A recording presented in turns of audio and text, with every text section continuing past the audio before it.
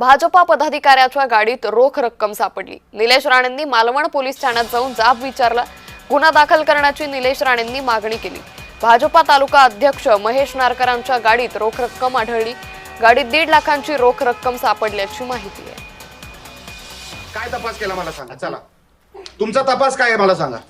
नाही, अजून त्यांची माहिती काय? आम्ही बघतो काय काय काय त्यांची तक्रार म्हणजे तुम्ही उद्या ते सांगतील कुठे यूपी मध्ये बलात्कार झाला, आमचा कुठला तरी इकडे कोकणाचा कुठला तरी मुलगा होता, तुम्ही इकडच्या आमच्या मुलावर केस टाकणार?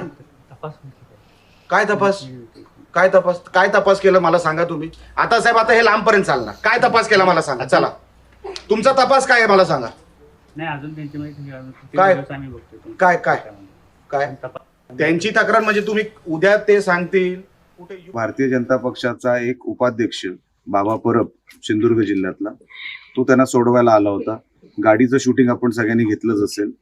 त्या गाडीला ना नंबर प्लेट आहे, त्याच्यामध्ये भारतीय जनता पक्षाचे स्कार्फ आहेत। ज्या गाडीमध्ये पैसे सापडले गेले त्याच्यामध्ये पैसे किती होते हे काय अजून ते काय पोलिस सांगणार नाही। अजूनपर्यंत कोणी तसं काही म्हणजे त्यांना विचारपूसही तशी केली नसेल, कारण का तक्रार करणाऱ्यावर तक्रार होते सिंधुदुर्गामध्ये। हे चित्र तुम्ही काही दिवसांपूर्वी बघितलं असेल।